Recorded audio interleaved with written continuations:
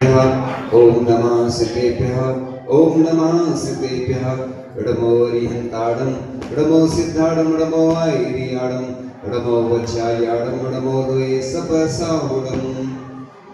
कुंडलपुर के बड़े बाबा की, गुरुनायक श्री पार्श्वनाथ भगवान की, अष्टानी का महापर्व की, परम पूज्य आचार्य भगवान गुरुदेव श्री ईश्वर विद्यासागर जी महाराज की, परम पूज्य आचार्य श्री समय सागर जी महाराज की, तीन कमलापुर महाराजों की, मुनि श्री धर्म सागर जी महाराज की। युगल शांति से रहे आप लोग। ओम शांति। युग अति शीघ्र बढ़ता चला जा रहा है। पहले का युग अलग था और आज मॉडर्न जमाने का युग है। फास्ट लाइफ है ना, फास्ट फूड और फास्ट डेथ। युग बहुत तेजी से बढ़ता चला जा रहा है। लोगों के पास सब कुछ है, बस समय नहीं है। समय व्यर्थ के कामों में चला जाता है, आलस में बर्बाद हो जाता है। तो इस प्रकार से बच्चों के लिए रविवार का ही दिन मिल पाता है, उसी दिन वो अभिषेक पूजन आदि कर पाते हैं। वो चावल का एक उदाहरण है कि एक व्यक्ति जैसे खेत में चावल उगते हैं, फिर वो लाता है, कहाँ जाते हैं, वो बहुत प्रोसेस होती है। और उसके बाद अपन घर पे चावल लाते हैं और चावल को मंदिर के लिए ले जाते हैं कुछ मुट्ठी में भर के, और मुट्ठी में चावल लाते हैं और धोते समय बहुत सारे उसमें से गिर जाते हैं चावल।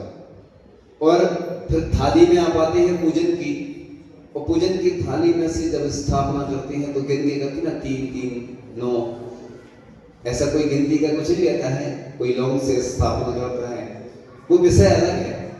लेकिन ऐसे ही पूरे देश में, पूरे विश्व में समाज बहुत सारी रहती है, समाज की कमी नहीं है। लेकिन पुण्यशाली व्यक्ति ही मंदिर आ पाते हैं। एक व्यक्ति मंदिर प्रतिदिन जाता था और वो मंदिर के अंदर नहीं जा पाता था, बस बाहर से आ जाता था दर्शन करने, प्रतिदिन जाए और अंदर जा ही नहीं पाता था। कई बार तीव्र कर्मों का उदय ऐसा आता है कि व्यक्ति सोचता है कि मुझे धर्म करना है, लेकिन उसका पुण्य ही नहीं रहता है। पुण्यहीन को ना मिले भली वस्तु का योग। ऐसे ही बालक एक ऐसी मिट्टी है, उसे जैसा भी आकार देंगे उसी प्रकार से वह आकार धारण कर लेता है। इसलिए अपन कोई चाहता है कि हमारा बच्चा इंजीनियर बने, कोई चाहता है डॉक्टर बने, कोई चाहता है कि सीए बने। एक बार पति पत्नी में झगड़ा हो गया। वो कह रही कि मैं इस लड़के को इंजीनियर बनाऊंगी, उसका पति कह रहा मैं ऐसे डॉक्टर बनाऊंगा। किसी ने बोला बच्चा कहाँ है, तो बोले बच्चा हुआ थोड़ी है अभी। तो कई बार एडवांस में ही कई प्लानिंग चलती रहती है। तो बच्चों को जैसे संस्कार देते हैं वैसे ही बच्चे बन जाते हैं। आज संस्कारों का अभाव है, क्योंकि पाठशाला की जब बात आती है तो बच्चे को पाठशाला इसलिए नहीं भेजते कि अगर ज्यादा अच्छा बच्चा बन गया, सुधर गया तो हमारे काम में नहीं आएगा। और आज की जो शिक्षा पद्धति है वो भी सब बिगड़ती जा रही है। आप देख रहे होंगे कि पहले पति पत्नी रहते थे तो, और उनके 2 बच्चे हो जाते हैं, उनका भी विवाह हो जाता, विदेश में चले जाते या किसी बड़े शहर में सर्विस करने चले जाते। और अब बचते कितने हैं, 2 बचते हैं बस। अब कोई पानी देने वाला नहीं रहता, कोई बीमार हो जाए बस फोन पे ऑनलाइन बात हो जाती है, वीडियो कॉलिंग से हो जाती है। उतने भी खुश रहते हैं, संतुष्टि रहती है कि चलो बच्चे हमारे सर्विस कर रहे हैं, और बाद में धीरे धीरे वो छोड़ देते हैं।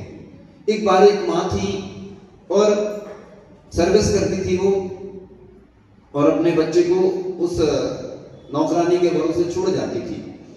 उसको कुछ शक हुआ कि मेरा बच्चा दुबला होता जा रहा है, सांवला होता जा रहा है, क्या कारण है। बहुत सुंदर बच्चा था वो। तो उसने एक बार अलग से, पहले तो वो ऑफिस चली गई और धीरे से लौट के वापस आ गई, सिर्फ समझने के लिए, चेक करने के लिए कि मेरे बच्चे की क्या स्थिति है। देखा तो उस बच्चे को वो जो नौकरानी थी वो चौराहे पर ले जाती थी और भीख मंगवाती थी उससे, मतलब उससे माने उसको देख के लोग सुंदर बच्चा है तो ज्यादा पैसे देते थे। देखो आप, यानी अपन लोग सोच रहे हैं कि बच्चों को अपन अच्छे संस्कार दे रहे हैं, लेकिन पीछे क्या स्थिति है। इंदौर में हम जा रहे थे, सुबह सुबह देखा कि एक लड़की थी, स्मोकिंग कर रही थी, छोटी सी उम्र थी। मैंने पहली बार ऐसा दृश्य देखा। लड़कों को तो बहुत देखा स्मोकिंग करते हुए, पुरुषों को देखा, महिलाओं को कम देखने में मिलता है, लेकिन बहुत कम देखा होगा पहले। लेकिन स्थितियां ये हैं कि बच्चों को अपन इतना पैसा खर्च करते हैं, कहते हैं कि पहले पूरा परिवार पढ़ लेता था जितनी राशि में, और आज एक बच्चा पढ़ता है। कई लोग आते हैं, महाराज जी हमारे बच्चे को पढ़ाई करवाना है, कुछ मदद करवा दीजिए किसी से। तो मतलब लोग कैसे पढ़ाते हैं, और स्थितियां ये हैं कि बच्चों को अगर संस्कार भी देते हैं तो स्थितियां बिगड़ जाती हैं, क्योंकि पढ़ाने को मना नहीं है, लेकिन पढ़कर बच्चे, आचार्य श्री बोलते नौकर नहीं मालिक बनो। इसका अर्थ क्या है? क्योंकि आज अपन बीए एमबीए कराते हैं, जैन व्यक्ति तो शुरू से ही पैदा होते ही साथ एमबीए होता है, वो मैनेजमेंट ऑफ बिजनेस एडमिनिस्ट्रेशन, मतलब बिजनेस की एक डिग्री होती है। सरकार तो उसी को मानती है। डॉक्टर, कई लोग ऐसे भी डॉक्टर हैं, कई ऐसे भी विद्वान हुए हैं जो किसी शास्त्री आदि की डिग्री भी ली तो भी विद्वान कहलाते हैं, और कई ऐसे डॉक्टर हैं जिन्होंने ज्यादा पढ़ा नहीं लिखा। सरकार तुम पढ़ो, चाहे भले अनुभव हो या ना हो, इसलिए सरकार तो डिग्रियों को ही महत्व देती है। लेकिन आज की जो शिक्षा है, बच्चे पढ़ते, आचार्य श्री भी बोलते थे कि एक लेख भी आया था कि बच्चे क्या बनते हैं, बताओ क्या बनते हैं? इंजीनियर बन जाते हैं, और अभी उनसे कोई चीज कहो कि ये ठीक करना तो ठीक नहीं कर पाए। तो ऐसे इंजीनियर, ऐसे डॉक्टर बनाने से कुछ नहीं, अनुभव होना चाहिए। और सर्विस को मना नहीं है, लेकिन कहते थे आचार्य ऋषि की नौकर नहीं मालिक बनो। मालिक मतलब होता है किसी के अंडर में नहीं रहना, जब भी धर्म करना, पूजन करना तो अपने समय से जाएंगे। अब ऑफिस में छुट्टी नहीं मिलती, कई बार तो कोई एक्सपायर हो जाता, कंपनी वाले थोड़ी समझते, विदेशी कंपनी रहती है। पहले लोग 8 घंटे काम करते थे, सुबह 10 बजे गए, शाम को 5-6 बजे आ गए, रात्रि में भोजन नहीं करते थे। और आज स्थिति ये 16 घंटे काम करते हैं। लोग सोचते हैं पैकेज मिल रहा है 1 लाख रुपए का, बेवकूफ बनाते हैं विदेशी लोग। वो पहले 10,000 रुपए महीने मिलता था, मान लो साल में 21 मिल रहा है, 1,20,000, और आज वही पैकेज कहते हैं 1 लाख मिल रहा है, जितना भी मिल रहा है ना। तो ये 16 घंटे काम लेते हैं। लोग बोलते हैं work from home. Work from home में क्या करते हैं वो लोग कि घर पे ही काम करते हैं, कभी कभी ऑफिस जाना पड़ता है, लेकिन काम टेंशन ज्यादा रहती है। एक बार तो ऐसा हुआ कि कोई आहार दे रहा था, बीच में गायब हो गया। मैंने सोचा ये गायब क्यों हो गया, समझ में नहीं आया। वो महाराज जी ऑफिस था ना, वो ऑफिस में वर्क फ्रॉम होम करना था, बीच में करके आ गए। तो मतलब ऑफिस भी चल रहा है और इधर आहार दान भी चल रहा है।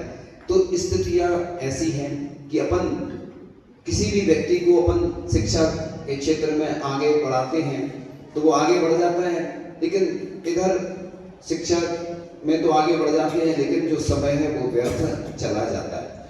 आज सरकार भी है, अन्य त्योहारों में तो छुट्टी देती है, बड़े बड़े ऐसे त्योहार थे हफ्ता 15 दिन की, और कोई अपना ऐसा जैन धर्म का त्योहार हो तो उसको छुट्टी भी नहीं मिल पाती है।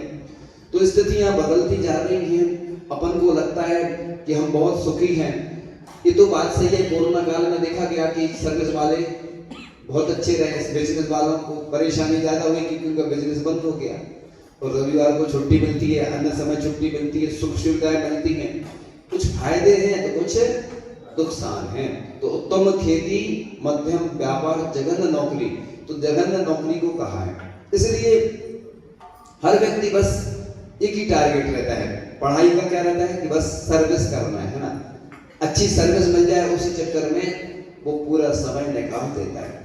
इसलिए आज देखो किसानों के साथ भी स्थिति है। किसान, हमने देखा है कि फसल के भरोसे बैठे रहते हैं, सरकार भी परेशान रहती है, वो खुद परेशान रहते हैं, समय व्यर्थ में कमाते रहते हैं, तंबाकू खाते रहते हैं और ताश खेलते रहते हैं।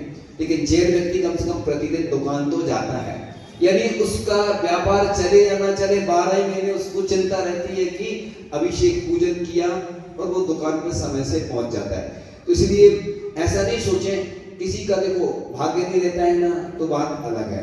इसलिए 72 कलाएं लिखी हैं, 64 कलाएं लिखी हैं स्त्रियों के लिए और 72 पुरुषों के लिए। क्यों लिखी है? हर चीज आना चाहिए अपन को, क्योंकि देखो जीवन में महिलाओं के लिए भी बहुत सारी ऐसी समस्याएं आ जाती है कई बार कि जिससे कि उनकी आजीविका की समस्या आ जाती है। इसलिए आज ऐसा नहीं सोचो कि बच्चों को सिर्फ पाठशाला में हमने धर्म का पढ़ा दिया, उनके साथ साथ उनको कुछ ऐसी अच्छी चीजें सिखाएं, पेंटिंग आदि, जिससे कि वो कलाएं सीखेंगे तो आगे जीवन में उनको मदद करेगी वो कलाएं। तो इसलिए ऐसा नहीं सोचो कि सिर्फ पढ़ाई पढ़ाई पढ़ाई। अपने यहाँ क्या होता है, एक ढर्रा चलता है कि व्यक्ति बस वही काम करता चला आ रहा है, जो इंजीनियर बन गया तो बस इंजीनियर, डॉक्टर बन गया तो डॉक्टर। ऐसा कुछ नहीं है, उनको कुछ अच्छी चीजें भी सिखा सकते हैं जिससे कि उनकी आजीविका चलती रहे। साइड में भी बहुत सारे ऐसे लोग होते हैं, गांव में आप देखेंगे ना, एक बिजनेस के साथ कई बिजनेस करते हो, खेती अलग करेंगे, बिजनेस अलग करेंगे, उसमें भी कई एक साथ बिजनेस। उसमें क्या होता है ना कि अगर एक बिजनेस से उनकी पूर्ति नहीं होती तो दूसरा कर लेते हैं। इसी प्रकार से बच्चों को पाठशाला के संस्कार तो अपन देते हैं, शिक्षा देते हैं, उसके साथ साथ ऐसी भी कुछ कलाएं उनको सिखाना चाहिए जिससे कि उनकी आजीविका चल सके। महिलाओं को भी घर में बैठ के भी बहुत सारे ऐसे कार्य होते हैं, क्योंकि लोग दूसरों के भरोसे रहते हैं, तुम्हारी कोई मदद करेगा, कोई मदद करने वाला नहीं है आपकी, आपको अपनी मदद खुद करना पड़ेगी। आप सोचो मैं कोई अच्छा काम करूंगा और लोग मुझे सम्मान देंगे, तो अपनी पीठ खुद थपथपाओ, मतलब दूसरा कोई नहीं थपथपाएगा। क्योंकि ऐसा भी कहते हैं ना, बाजार में माला मिलती है, माला की कीमत नहीं होती, कोई पहनाता है तो कीमत होती है, सम्मान दूसरा देता है उसकी कीमत होती है। तो आज हमारी जो युवा पीढ़ी है वो धर्म से विमुख होती जा रही है। वो पहले भी बता चुके हैं कि रात में देर तक उठते हैं, सुबह भी देर तक सोते रहते हैं, सुबह उठते नहीं हैं, और शुद्ध ऑक्सीजन नहीं मिलती है तो फेफड़ों में जब ऑक्सीजन की कमी होती है बीमार हो जाते हैं। इसलिए सुबह सबसे अच्छा मुहूर्त रहता है ब्रह्म मुहूर्त, और उस मुहूर्त में जो काम किए जाते हैं, सुबह से भगवान का अभिषेक किया जाता है, पूजन की जाती है, बड़े सुबह की क्रियाएं पुण्य वर्धनी क्रियाएं होती हैं। इसलिए ये सौभाग्य हम लोगों को बुलाता है, हमारा भाग्य जगाने के लिए सौभाग्य आता है हमारा, लेकिन हम कहते हैं अवसर दबे पांव आते हैं और पंख लगा के उड़ जाते हैं। इसलिए आप लोगों को चातुर्मास का अवसर प्राप्त होने जा रहा है, तो अब सोते नहीं रहना है, अब जागृत होना है और अपनी एनर्जी को बढ़ाना है। कैसे बढ़ेगी? तो समय से आना है और समय से जाना है। हम लोग समय, फिर हमें क्या होता है ना, कई चीजें जल्दी जल्दी करनी पड़ती हैं। आप लोग थोड़ा लेट हो जाते हैं ना, तो हम ये चाहते हैं ना कि लाइफ मैनेजमेंट करें। आगे अगले पार्ट में फिर चर्चा होगी, आज तो बस इतना ही। चूंकि आप लोग देर से आते हैं तो थोड़ा सा कमी हो जाती है। हम तो ये चाहते हैं कि मांगलिक महोत्सव, पुण्यवर्धनी क्रियाएं, पुण्यवर्धन महोत्सव अच्छे से अपन को करना है, क्योंकि मांगलिक क्रियाओं में कभी भी कमी नहीं करना चाहिए। बड़े अच्छे से विशुद्धि पूर्वक करेंगे तो पुण्य का वर्धन होता है और आपका जीवन अच्छा बनेगा। आप इसी प्रकार से उत्साह पूर्वक स्वाध्याय में भी लाभ लें, हर क्रियाएं अच्छे से करेंगे। समय से आना पड़ेगा आपको। स्कूल में समय से जाते हैं, बैंक में समय से जाते हैं, हॉस्पिटल में समय से जाते हैं, ट्रेन के समय से जाते हैं, बस के समय से जाते हैं, लेकिन बस मंदिर असमय में आते हैं। इसलिए टाइम टू टाइम आओ, आप बिल्कुल एक्यूरेट टाइम पे आओगे ना, बहुत फायदा होगा। मैं बस एक अंतिम संस्मरण सुना के कि रामटेक में कक्षा लगती थी और आचार्य श्री की कक्षा लगती थी, हम लोग सब महाराज जाते थे। तो एक बार हम लेट पहुंचे तो हमें अच्छा सा नहीं लग रहा था एकदम से। बाद में पहुंचो तो हमारी सीट और कोई बैठ जाता है, तो कई बार लोग हमारे क्रम रहते थे ना नंबर, तो फिर बैठ तो कहीं नहीं जाओ, ऐसा कुछ नहीं रहता है, लेकिन फिर भी वो डिस्टर्ब हो जाता है। तो फिर वो हम फिर क्या करते थे, हम पहले पहुंच जाते थे। आचार्य श्री बाद में आते थे, हम पहले पहुंच जाते थे, तो उनकी सब व्यवस्था भी कर देते थे आचार्य श्री की, हमें बहुत अच्छा लगता था। चंद्रगिरी में भी हम आचार्य श्री की पूरी जो भी व्यवस्था आदि रहती थी, तो हमें बहुत आनंद आता था। इन्हीं भावनाओं के साथ आगे यही क्रम चलता रहेगा और आप लोग अच्छे से लाभ लेते रहेंगे, और आगे जो भी आयोजन होंगे उसकी जानकारी और संचालक देंगे आपको। इन्हीं भावनाओं के साथ कल है ना, क्या व्यवस्था रहेगी। परम पूज्य आचार्य भगवान गुरुदेव शिक्षक विद्यासागर जी महाराज की, परम पूज्य आचार्य श्री समय सभी तीन कम नौकर गुरुराजों की, मुनि श्री धर्म सागर जी महाराज की। पूज्य गुरुवर धर्म सागर राव सागर जी महाराज जी की। बंधु, अत्यंत